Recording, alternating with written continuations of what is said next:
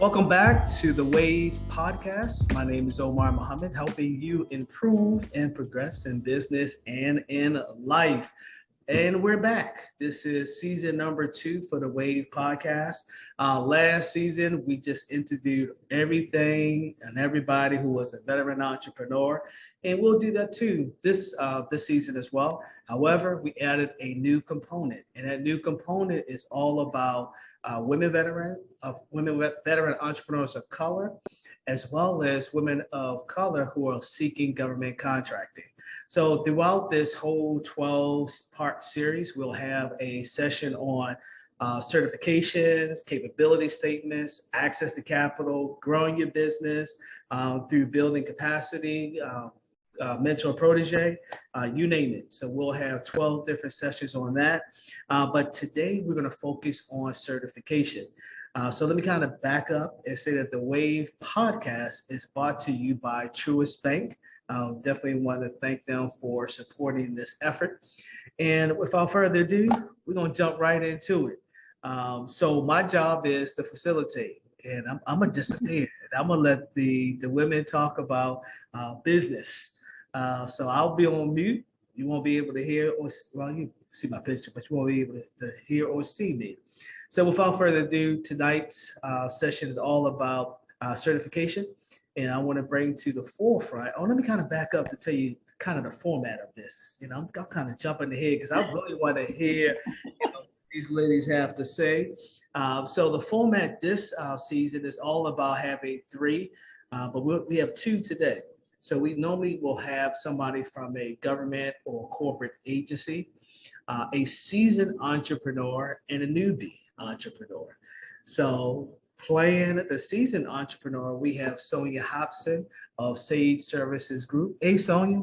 Hey, Omar. All right. And the newbie, even though they have been in business for a number of years, we have Takesha Jameson of the Cube Cowork. Hey, Keisha, how are you? Hello. All right.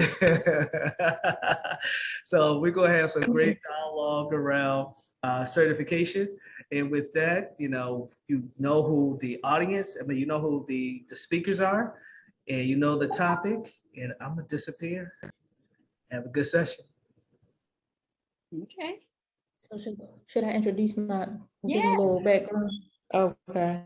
So I'm Takesha. I am one of the co-owners of the Cube Cowork, which is the largest Black-owned, mom-owned co-working space in the United States. We're located in Baltimore City at 4709 Harford Road. We offer office leases, meeting rooms, event space.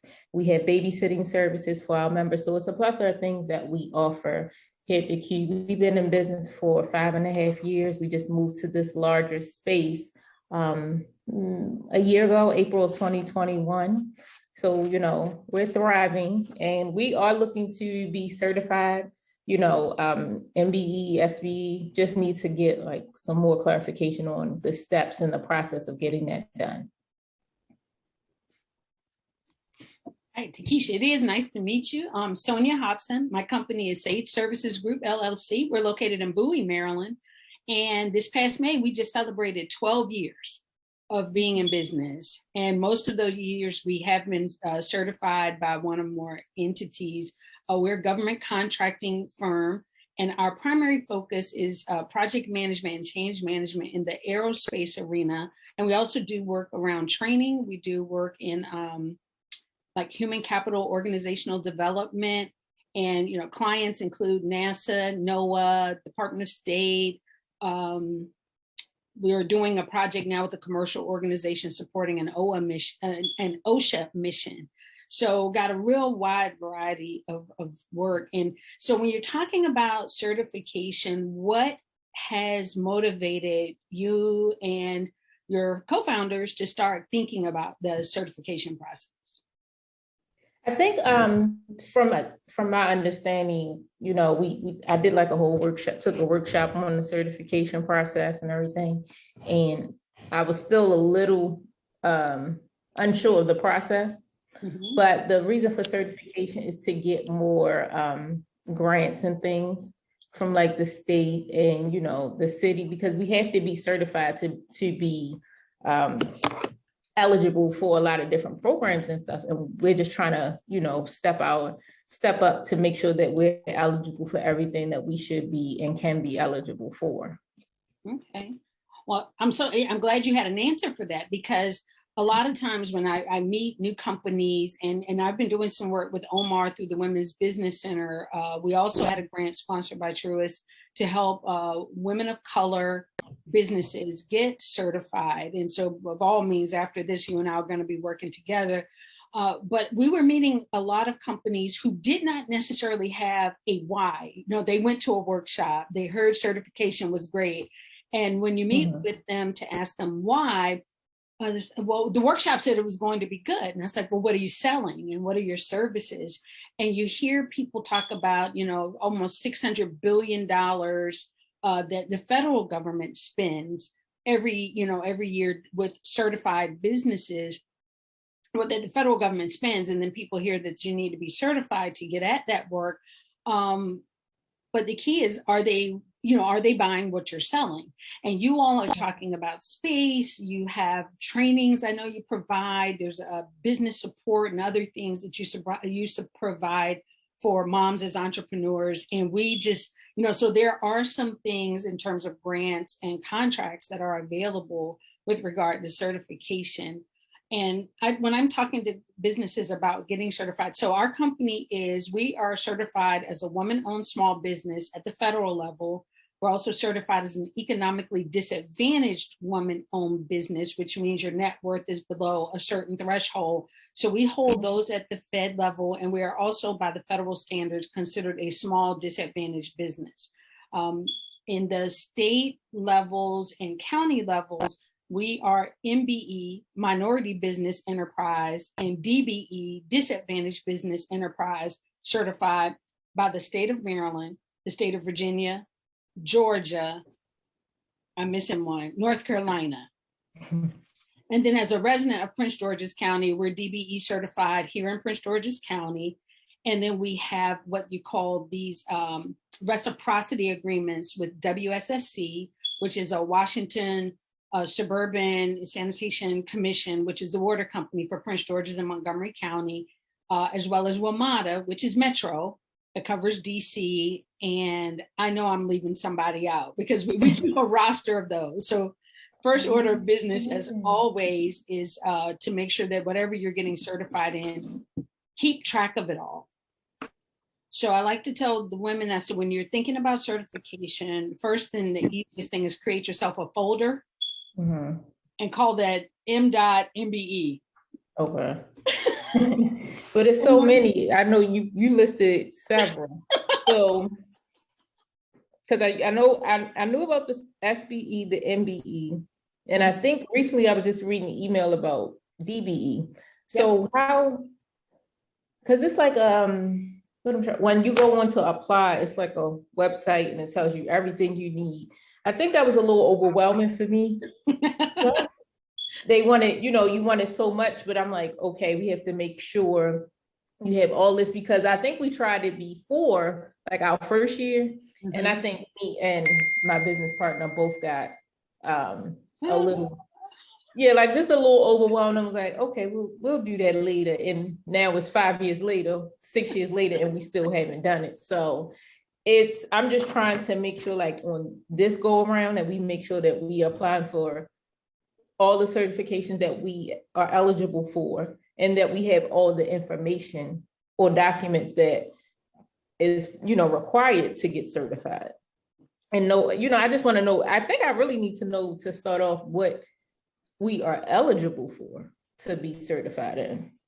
If you have, so what you're eligible for is the DBE, Disadvantaged Business Enterprise, comes down to two things. It comes down to ethnicity as well as your net worth. Okay.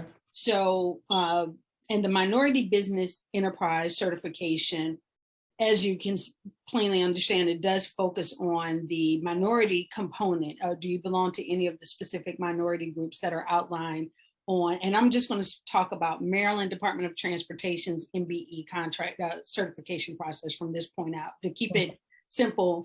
But minorities, ethnicity, not a focus on net worth, whereas the disadvantaged business enterprise covers both.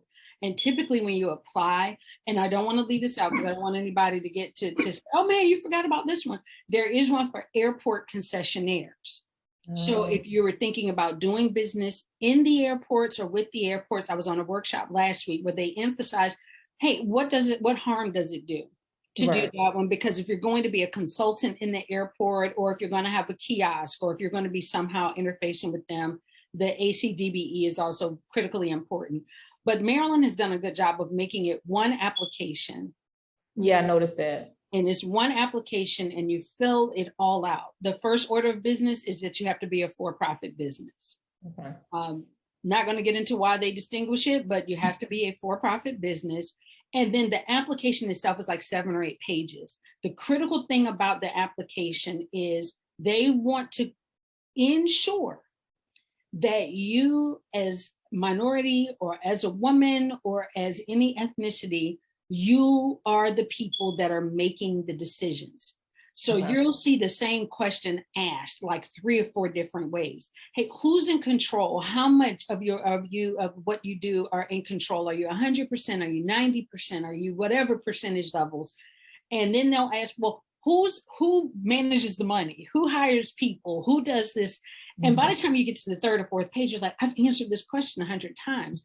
Well, there's been a lot of fraud in the past. And so they ask the same question, different ways to ensure you're getting the same answer consistently, because what you want is these programs are meant to enhance the growth of typically underserved and underutilized businesses. And this fraud. There's sometimes people will say, hey, look, you act like you have a company and I'll give you all of this, you can take a percentage of the profits. You want to avoid that. So first up is the application. And the application is available in a PDF on MDOT's website. I tell clients, print it out and fill it out. I'm showing my age. I know, I was gonna say, wow. Print it out and fill it out, because the application process is electronic. But if you've already answered all the questions and you made all of your notes, then when you get to the electronic version, you can just sail right on through the process. So create your folder first, download the application, fill it out, get answers to the questions. I'm gonna do an MDOT commercial for them. They offer workshops constantly. They offer drop-ins and just ways to reach out to them. If you have any specific questions about part of the application, take advantage of that. Take advantage of this opportunity that Truist is offering, where myself and another counselor with about 30 plus years in business counseling, we're providing one-on-one hands-on support to be able to do this. So, you reach out to people who know. So after the application, they also have a document checklist. That goes back to, how are you governing your business? Are you in good standing with the state of Maryland? Right. Are you, are you properly registered to operate in the state of Maryland? Do you have an operating agreement? Like you mentioned, you have a business partner. The operating agreement is who makes the decisions. Is somebody 51-49? Are you all 60-40? What does that look like? What happens if the business falls apart? How are you and your business partner set up? So your operating agreement is critical. Your taxes, all pages of your federal taxes signed. Signed. Like, now, we did it electronically. Doesn't matter. There needs to be a signature on it. So when we print it out, basically they want the signature on are they asking for all the tax returns or the most current year when you're doing the application? They're asking for the checklist says 3. What we found in counseling is that you want to have at least 5. Have 5 years of taxes for your business. All pages, all documents, every place where a signature is supposed to be. Okay. The other weak area, so that's a weakness area we found with a lot of businesses. The next weakness area we found was in the area of finances. They want the last 3 years of a profit and loss statement, last 3 years of a balance sheet. Are you all working with an accountant, or do you all maintain those for yourself? We use QuickBooks. We also do have an accountant that's connected with us through QuickBooks. Okay. So, but for the majority, we use the QuickBooks. Okay.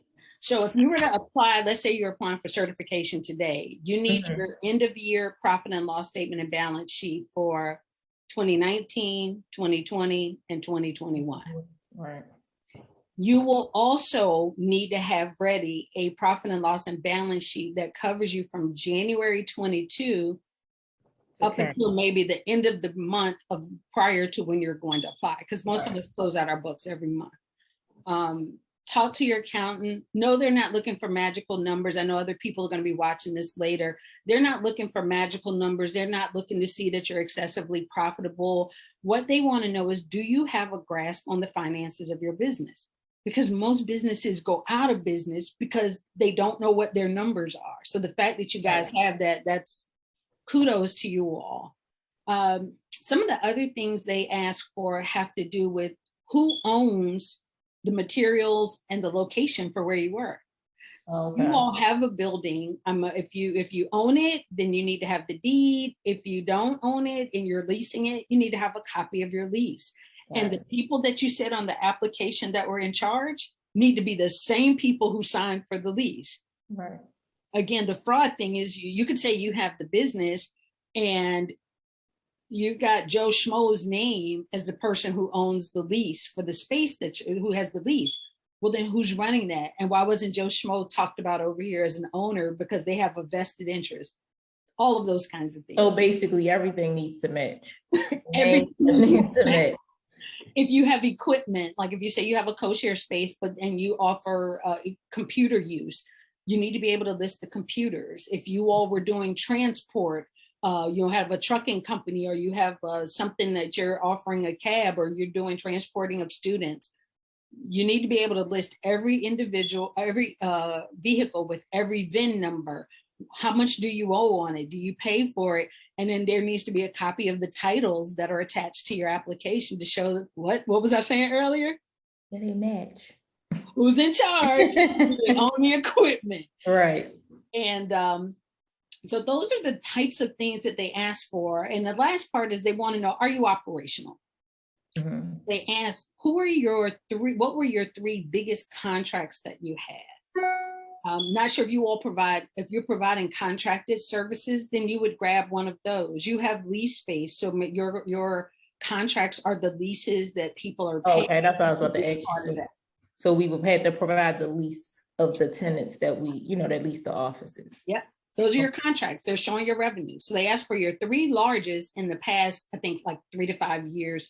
And then they ask for three current. Can they be the same thing is what I've had people ask. Yes, they can be the same one. Your largest ones could be some of your current ones, but you're going to upload those in the system in 2 different places. And so I'm looking at the times, but I'm just the last part I talked about, they want to know your governance. They want to know your finances. They want to know if you're operational. And the last part of the process is actually logging into the system and submitting your information. Right. When I work with clients, I tell them plan at least an hour and a half to do that. Right. To make sure that we have everything that we need because what I was noticing with the application, you can't start and go back, right? Yes, you can. They did. Okay. They made that change. So you can get through part of it and then save it and then come back. But recognize the clock on reviewing your information does not start until you have finally submitted everything. So we encourage our clients, create that folder, do the application, look at the checklist, and put everything in there. And if something's not applicable to your work, there's a place in the application to just check and say not applicable. But if you're going for your first time certification, I encourage you to write a memo that states, vehicles is not applicable to our work because we're service-based or we do whatever. Okay. Create that on your letterhead. Okay. And then when you click not applicable, you can still upload the memo. What that does for the MDOT team is flags them that you're not just going through clicking buttons. You've actually thought about it and you didn't miss a question or, oh, they forgot to do that, because that results in questions that come back around It was like, well, did you say this? Now, keeping in mind stuff matching, if on your profit and loss and everything, there's a statement that says you're paying a car payment, but you don't have a list of the vehicles. Right. It does not match again. It does not match again. I do have a question. So from beginning to end, like how long once we submit all the documents in the application, how long does it take for the team, the MDOT team, to say, yeah? I have seen it happen as fast as like 3 weeks, and I've seen it take as long as 2 months before you get your first communication back. Okay. There's a lot of new businesses starting. The governor's office, all the county leaderships and county executives are really encouraging people to come into Maryland and start businesses. My heart goes out to the staff that reviews them, because it's a lot of paperwork and a lot of people. So I tell everybody, budget yourself at least a month before you hear your first response. Okay. Also be prepared that your first response would be, hey, we've got a question about this. I was getting ready to ask you that part. Like, it's always a question coming back. Things like bank statements. I've had companies that have, when they submitted, while providing bank statements is not part of the application process or on the checklist, there's sometimes things that are flagged that they see in your profit and loss or in your balance sheet. And they, you could say, we don't have a loan. Okay. But you have a credit card.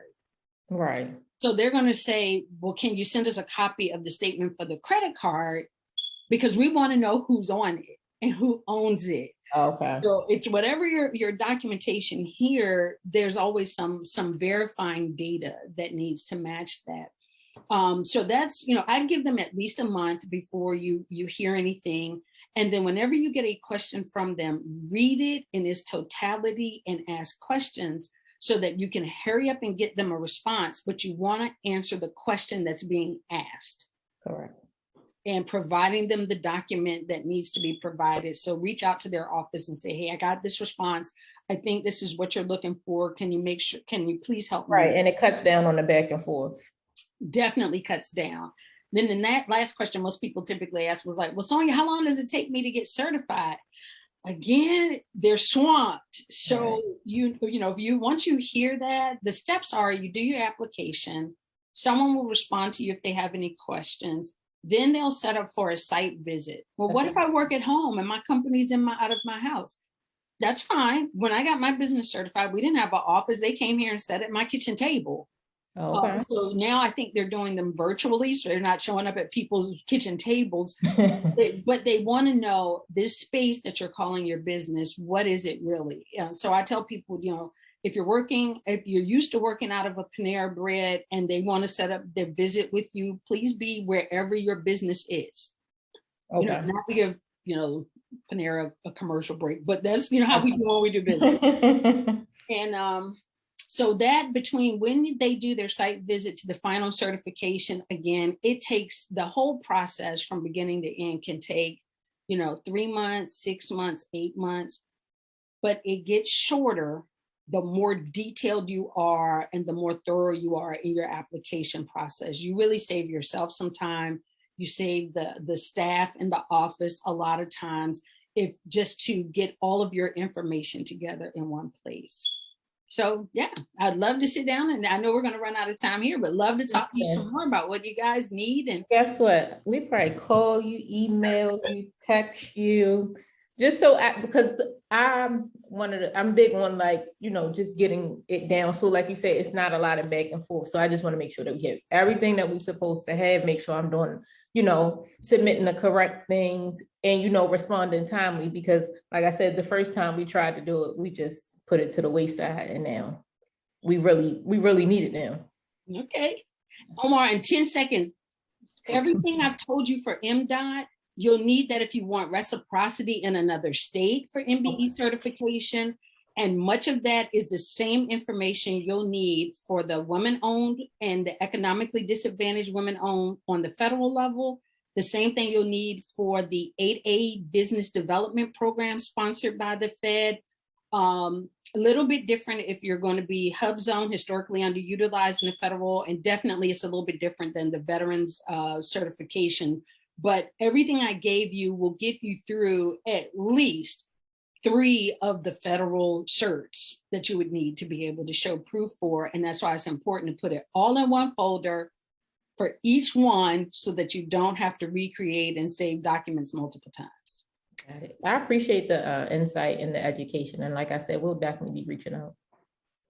Awesome. Oh man, this is great. Thank you for allowing us to sit into y'all conversation. I mean, this was back and forth, and I thought, Keisha, you weren't gonna say nothing, but boy, I had questions because I told you I really did. I sat through the workshop, yes. And sometimes, like who I am, I'm really hands-on. So me keep reading the screen. It doesn't always benefit me. So if somebody's sitting here, I was in here taking notes. Well, congratulations to you both. I mean, this was the first one, and we'll continue these, moving forward. So before I wrap up, Sonia, let's start with you. If you can give out your contact information, how can people reach out to you? Sure, you can reach me at Sonia, SONYA, at sageservicesgroupllc.com. And then we're sageservicesgroupllc.com on the internet, so on our website. All right, good thing. Takesha, how can people reach out to you and Dr. Lucas? You can reach us email-wise at info@thecubecowork.com, or you can reach us via through our website. We do have a contact form on our website at www.thecubecowork.com. All right, good deal. Again, thank you, ladies, and thank you all for tuning in. This is just one of the services that we have. As Sonia indicated, we also have is it a boot camp, certification boot camp? Yep. Our certification boot camp. We have entrepreneurship training boot camp for veterans and those women who are looking to do government contracting. Access to capital, so you can get up to $15,000. Of course, we have this specialized webinar. And we have a new initiative. Oh, we have an annual conference too. And then a new initiative, what we call, it's basically an advisory board. So 10 women getting together to, one, share guidance on how they are navigating this government contractor landscape. And then we bring in a resource provider to assist with that. So stay tuned for that. You'll hear more on that as well. This podcast, we air the last Monday of the month at noon. And you can find us on EDAC Morgan, that's EDAC Morgan.com. We're also on Facebook and Instagram at Wave Women Veteran Entrepreneurs Podcast. You can find us there. So until next time, continue to improve and progress. Peace. Thank you.